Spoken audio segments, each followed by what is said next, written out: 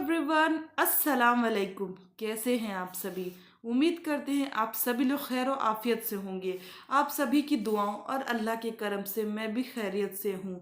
आज मैं हाजिर हूँ एक और नई वीडियो के साथ। ये वीडियो काफ़ी इंटरेस्टिंग होने वाली है। इस वीडियो में आप पूरे टाइम बने रहेंगे तो इंशाअल्लाह आपको ये बात भी बहुत अच्छे से समझ में आएगी। आपने डिस्क्रिप्शन में टाइटल तो देख लिया होगा कि आज हमारे वीडियो किस चीज़ पे होने वाला है। हमारे वीडियो का टाइटल है यहूदी कौन थे। यहूदियों के बारे में आज हम जानेंगे कि इनकी शुरुआत कहाँ से हुई, ये किन नस्लों में से थे, क्या क्या चीज़ें मतलब ये कहाँ गए, कैसे कैसे इनका क्या हुआ, इनकी पूरी हिस्ट्री के बारे में जानेंगे। रज़ा सामो साहब का ये वीडियो है जिन्होंने पॉइंट वाइज एक्सप्लेन किया है कि यहूदी कहाँ से शुरुआत इनकी हुई, कहाँ ख़त्म हुआ, कहाँ कैसे क्या हुआ, एवरीथिंग उन्होंने सारी चीज़ें बताई हैं। आइए चलिए मिलकर देखते हैं वीडियो को। ये एक यहूदी साजिश है। ये तो बहुत दफा आपने सुना होगा। तो कौन है यहूदी, कौन है बनी इसराइल, कौन है जूस और क्या है जुडेज्म? आज हम इस वीडियो में जानेंगे हिस्ट्री ऑफ जुडेज्म। जुडेज्म भी एक अब्राहमिक रिलीजन है, यानी कि इसकी शुरुआत भी हजरत इब्राहिम अलैहिस्सलाम से ही हुई। आज से 2000 BCE पहले खुदा ने हजरत इब्राहिम से वादा किया कि तुम्हारी जो जनरेशन होगी उसको मैं एक ग्रेट नेशन बनाऊंगा, तुम्हारी पीढ़ी एक अजीम कौम बनेगी, तो इसलिए अपना सफर शुरू करो। और जो कि अब के जमाने का इराक है, वहां से सफर शुरू करो और जाओ कनान। हजरत इब्राहिम अलैहिस्सलाम के बेटे थे हजरत इसाक अलैहिस्सलाम, उनके बेटे थे याकूब अलैहिस्सलाम, और याकूब अलैहिस्सलाम के थे 12 बेटे, जो जूइश 12 ट्राइब्स भी हैं, और इन्हीं को ही बनी इसराइल कहा जाता है, क्योंकि याकूब का दूसरा नाम इसराइल भी था, यानी याकूब के बेटे इसराइल के बेटे बनी इसराइल। अब उन 12 बेटों में एक बेटे हजरत यूसुफ अलैहिस्सलाम भी थे, और वो मशहूर वाकया तो आपने सुना ही होगा कि हजरत यूसुफ के जो भाई थे वो उनसे बड़े जेलस हुआ करते थे। हजरत यूसुफ को उन्होंने कुएं में भी गिरा दिया था और एक मर्चेंट को सेल भी कर दिया था, और वो बायर हजरत यूसुफ अलैहिस्सलाम को ले गए इजिप्ट। अब क्योंकि हजरत यूसुफ अलैहिस्सलाम कोई आम आदमी तो थे नहीं, उनके पास से खुदा की तरफ से दिया गया मिरेकल था कि वो ख्वाबों की ताबीर भी करते थे। तो उन्होंने फिरौन की हुकूमत को बताया कि 7 साल ऐसे आएंगे जिसमें बड़ी खुशहाली होगी, लेकिन उसके बाद जो 7 साल आएंगे वो भूखमरी के होंगे, यानी कि बहुत बड़ा फेमीन आएगा। इसलिए उस दौर के फिरौन ने नेसेसरी इक़दाम उठा के अपनी कौम को उस भूखमरी से बचा लिया। लेकिन ये भूखमरी जब कनान पहुंची तो हजरत यूसुफ अलैहिस्सलाम के जो बाकी भाई थे वो वहां से माइग्रेट करके सीधा आए इजिप्ट। वहां जब वो हजरत यूसुफ से मिले तो हजरत यूसुफ ने उनको बताया कि मैं वही भाई हूं जिसको तुम लोगों ने सेल कर दिया था। उन भाइयों को हजरत यूसुफ ने माफ कर दिया और अपने वालिद हजरत याकूब अलैहिस्सलाम को भी पैगाम भेजा कि आप भी इजिप्ट आ जाए। इसी तरह बनी इसराइल के लोगों को मिस्र में एक जगह मिल गई, गोशन, जहाँ पे वो रहने लग गए। 4 सदियां गुजर चुकी हैं और बनी इसराइल की आबादी भी बहुत बढ़ चुकी है। और अब के दौर का जो फिरौन है फेरो रामेसेस II, वो नहीं जानता यूसुफ कौन है, याकूब कौन है। उसने हुक्म दे दिया कि बनी इसराइल के जितने भी लड़के पैदा होते हैं उनको कत्ल कर दो। इनकी आबादी बहुत ज्यादा बढ़ रही है, इनको काम काज पे लगाओ, उनकी आबादी को बढ़ने से किसी तरह रोक लो। 13th century BCE यहाँ पे उभरता है एक और लीडर जिसका नाम हजरत मूसा अलैहिस्सलाम। तो खुदा हजरत मूसा को चुनते हैं और उनको ये ड्यूटी देते हैं कि वो बनी इसराइल के लोगों को आजाद करें, फिरौन की इस जुल्म भरी हुकूमत से उनको आजाद करें और उनको ले जाएं वापस कनान। तौरा और हिब्रू बाइबल के मुताबिक कनान की जमीन एक प्रॉमिस्ड लैंड है जूस को। और फिर आपने वो मशहूर वाकया सुना ही होगा कि हजरत मूसा अलैहिस्सलाम ने अपनी लाठी से दरिया के 2 टुकड़े किए, अपने लश्कर को वो ले गए, लेकिन बाद में जब फिरौन आया तो उसका लश्कर डूब गया। अब इस सारे वाक़े को एक्सोडस कहते हैं। दौरान सफर हजरत मूसा अलैहिस्सलाम माउंट सिनाई पे चढ़ जाते हैं, जिसको जबल तूर भी कहते हैं, और वहां पे उनको मिलती हैं 10 कमांडमेंट्स, और वही जूश रिलीजन के फंडामेंटल लॉज बनते हैं। मूसा के लोग 40 साल बीच में आए हुए इस रेगिस्तान पर रहते हैं। हज़रत मूसा अलैहिस्सलाम इसी दौरान इस दुनिया से चले जाते हैं, लेकिन उनके सक्सेसर जोशुआ उस पूरी कौम को आखिरकार कनान लेके आते हैं। कनान आने के बाद वो पहला जो अपना किंग बनाते हैं वो है किंग डेविड, जिसको हजरत दाऊद अलैहिस्सलाम भी कहा जाता है, और उन्होंने ही जेरूसलम को कैपिटल सिटी बनाया। हजरत दाऊद अलैहिस्सलाम के बाद जब उनके बेटे हजरत सुलेमान अलैहिस्सलाम आए तो 960 BCE में उन्होंने पहला टेम्पल बनवाया। अब जूश लोगों की इबादत की जो जगह थी वो सेंट्रलाइज्ड हो गई। लेकिन हजरत सुलेमान भी जब इस दुनिया से चले गए तो उनके जाने के बाद उस किंगडम के दो टुकड़े हो गए, northern kingdom of Israel and southern kingdom of JUDA. अब जब सल्तनत दो टुकड़ों में हो गई तो जाहिर है वो कमजोर हो गई, और एक कमजोर सल्तनत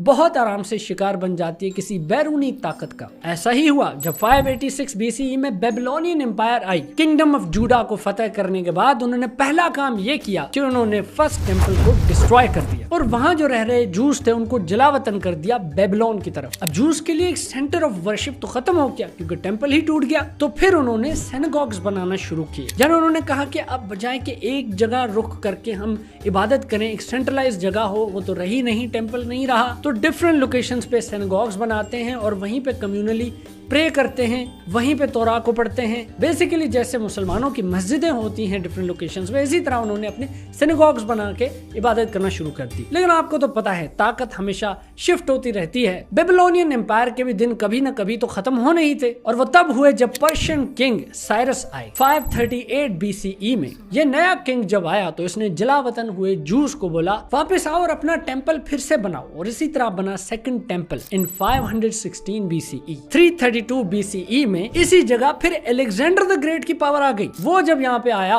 तो उसने हेलेनिज्म यानी कि ग्रीक कल्चर, ग्रीक रिलीजन, उसको जबरदस्ती वहां फैलाने की कोशिश की। फिर जूस और ग्रीक्स के बीच में मसले होने लग गए। एक मैकेबियन रिवॉल्ट हुआ और इस रिवॉल्ट के नतीजे में जूस जीत गए। जेरूसलम पे उन्होंने दोबारा से कंट्रोल ले लिया। फिर आया 63 BCE। अब बारी थी रोमन एम्पायर की। रोमन जैसे हुकूमत करने लग गए तो पहले तो उन्होंने कुछ नहीं किया, लेकिन फर्स्ट जूश रोमन वॉर के बाद उन्होंने सेकंड टेम्पल भी तोड़ दिया। ये तो कुछ नहीं, रोमन्स ने जूस का जेरूसलम में रहना भी बैन कर दिया और इस तरह सारे जूस डिस्पर्स हो गए। रोमन एम्पायर के मुख्तलिफ जगहों पे चले गए। कोई बेबीलोन चला गया, कोई यूरोप चला गया, कोई नॉर्थ अफ्रीका चला गया, कोई पर्शिया चला गया, और इस सब को बोलते हैं जूइश डायोस्पोरा। बेसिकली अब जूस मुख्तलिफ मुल्कों में जाके वहाँ की माइनॉरिटीज बन के रह गए थे। अब बार बार टेम्पल बन रहा है और टूट रहा है तो जाहिर है बस हो जाती है। जी हाँ, और टाइम आया रबायनिक जुडाइज्म का। टेम्पल के डिस्ट्रक्शंस के बाद रिलीजियस रिचुअल्स पे फोकस करने के बजाय वो स्टडी पे फोकस करने लगे, प्रेयर पे फोकस करने लगे, और जूइश लॉस को अपनी जिंदगी में कैसे लेके आना है इस चीज पे फोकस करने लग गए। यानी समझ लो वो रिलीजियस से ज्यादा थोड़े प्रैक्टिकल हो गए। फिर जूइश स्कॉलर्स ने दो बड़ी अहम किताबें लिखी, एक मिशना, दूसरा तालमुद। इन किताबों का मेन फोकस था Jewish laws, traditions, Jewish philosophy, और बेसिकली जुडाइज्म को अपनी डेली लाइफ में कैसे यूज करना है, ये इन किताबों का मेन फोकस था। 8th सेंचुरी, अब ये टाइम है इस्लाम के गोल्डन एज का। अब्बासी खिलाफत चल रही है और दोस्तों इसी एज के दौरान जूस का स्पेन के अंदर भी गोल्डन एज ही चल रहा है। दोस्तों गोल्डन एज ऑफ इस्लाम ये एक अलग ही टॉपिक है, कभी इस पे भी वीडियो बनाऊंगा। ये वो टाइम था जब सेंटर ऑफ विजडम बगदाद बन चुका था, रिलीजियस टॉलरेंस भी थी, एक रिलेटिव पीस में रह रहे थे सब। इसी जमाने में मुसलमानों के बड़े इंटेलेक्चुअल्स उभर के आए, अल ख्वारिज़मी, इब्न सीना, अल फराबी। इस टाइम पे क्रिश्चियंस और जूस अपना जिजिया पे करते थे, यानी कि टैक्स पे करते थे मुसलमानों को। और जो जूस के इंटेलेक्चुअल्स थे, सैमुअल इब्न नेगरिला, जुडा हलेवी और बहुत सारे, इनकी मुसलमानों के इंटेलेक्चुअल्स के साथ भी डिस्कशन हुआ करती थी। लेकिन क्योंकि आपको पता है कि अच्छे वक्त की बुरी बात यह है कि वो गुजर जाता है, और बुरे वक्त की अच्छी बात यह है कि वो गुजर जाता है, तो ये गोल्डन एज भी आखिर खत्म हो गया। अब आ जाते हैं मॉडर्न एरा पे, 18th और 19th सेंचुरी। ये टाइम है जूइश एनलाइटमेंट का। इस टाइम पे जूस यूरोप में डिफरेंट जगहों पे रह रहे हैं और यूरोप की सोसाइटी के अंदर वो बड़े अच्छे तरीके से घुलने मिलने लग गए। उन्होंने अब सेक्युलर एजुकेशन को अपना लिया है, लेकिन अपनी रिलीजियस आइडेंटिटी को साथ में बरकरार रखते हुए। लेकिन एंटी सेमिटिज्म का जज्बा, यानी जूस से नफरत का जज्बा अभी तक जिंदा है और बहुत जगहों पे जिंदा है। 19th सेंचुरी में एंटी सेमिटिज्म के जज्बात को कैटर करने के लिए, उनसे मुकाबला करने के लिए, उनको काउंटर करने के लिए एक ऑस्ट्रो हंगेरियन जर्नलिस्ट ने, जिसका नाम थियोडर हर्जल था, उसने एक प्रपोजल पेश किया कि क्यों न जूस की एक अलग स्टेट होनी चाहिए, एक अलग उनका मुल्क होना चाहिए, और वो मुल्क कहीं फलस्तीन में ही होना चाहिए। अब सेकेंड वर्ल्ड वॉर में जब नाजी जर्मनी ने हिटलर की हुकूमत ने 6 मिलियन जूस को मार दिया, तो फिर ज़ायनिज़्म को इंटरनेशनल सपोर्ट भी मिल गई कि हाँ भाई ये तो दुनिया भर में जली जलील हो रहे हैं, मर रहे हैं, तो हाँ ठीक है, इनको जूश एक स्टेट बना के दे दो। लेकिन दोस्तों इससे पहले हम थोड़ा सा पीछे जाके वर्ल्ड वॉर 1 पे जाते हैं और ब्रिटिश की हराम टोपियों को जरा देख लेते हैं। 1915 से लेके 1916 के दरमियान ब्रिटिश अरबों से वादा करते हैं कि अगर आप हमारा साथ दें और ओटोमन एम्पायर के खिलाफ लड़ें तो हम आपको बहुत ज्यादा जमीनें देंगे। हाँ जी, कहाँ देंगे? यहीं कहीं फलस्तीन में। और कब देंगे, कितनी जमीनें देंगे, ये सब एक वेग प्रॉमिस था जिसको बोलते हैं मैकमहन हुसैन कॉरेस्पॉन्डेंस। अच्छा जी, अब अरबों से वादा कर लिया कि तुम लोगों को जमीनें दे देंगे। ठीक 1 साल बाद 1917 में ये यहूदियों को भी यही बोलते हैं कि जी हाँ, आपकी तो बिल्कुल एक जूश स्टेट होनी चाहिए और यहीं कहीं फलस्तीन में ही होनी चाहिए। और उस वादे का नाम था the Balfour declaration. Point to be noted कि यहाँ पे जो पहले अरब रहते थे उनसे कंसल्ट नहीं किया गया। खैर भाई, कर कुरा के 1947 का टाइम आता है, ये लोग यूएन को बोलते हैं कि भाई एक नक्शा बना के दो, इनको यहाँ पे सेटल करना है। यूएन ने जो नक्शा बना के दिया उसके हिसाब से 55% जमीन जाती थी जूस को और 45% जमीन जाती थी अरबों को, वहाँ जो मुसलमान अरब थे। जाहिर है उन्होंने बोला भाई एक तो हमारी जमीन और वो भी हमें कम दे रहे हो और उनको ज्यादा दे रहे हो, ये तो नहीं होगा। और फिर हो गई जंगें शुरू। 1947 के उस नक्शे के बाद आज तक 77 इयर्स गुजर चुके हैं और ये कॉन्फ्लिक्ट हल नहीं हो रहा। कितनी जंगें हो गई, कितने लोग मर गए आपके सामने। ये सब एक चीज नोट करना, ये जो ब्रिटिश वाले जहां भी आते हैं और वहां से निकल जाते हैं तो सदियों के कॉन्फ्लिक्ट्स वहां पे छोड़ के चले जाते हैं कि भाई अब मरो खपो, हमें नहीं पता, हम तो जा रहे हैं। इंडिया पाकिस्तान को ही आप देख लो, आपके सामने वीडियो हो चुकी है ख़त्म। वीडियो बहुत बेहतरीन थी, उन्होंने बहुत बेहतरीन अंदाज में हमें बताया कि यहूदी कौन थे, उनकी नस्ल कहाँ से शुरू हुई।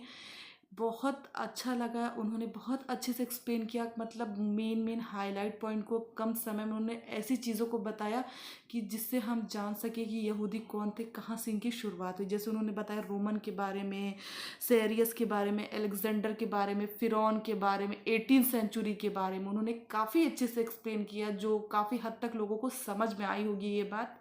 उम्मीद करते हैं दोस्तों आपको भी समझ में आया होगा। अगर आपको नहीं आया होगा, आपको किसी तरीके का डाउट है, कोई भी प्रॉब्लम है, आप मुझे कमेंट सेक्शन में ज़रूर पूछें, इंशाअल्लाह आपका ज़रूर जवाब दिया जाएगा। उम्मीद करते हैं ये वीडियो आपको अच्छी लगी होगी। वीडियो अच्छी लगी होगी तो वीडियो को लाइक, शेयर एंड सब्सक्राइब ज़रूर करिएगा।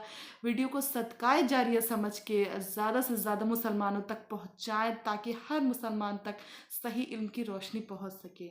चलिए, अल्लाह हाफिज़, मिलेंगे आपसे नेक्स्ट वीडियो में।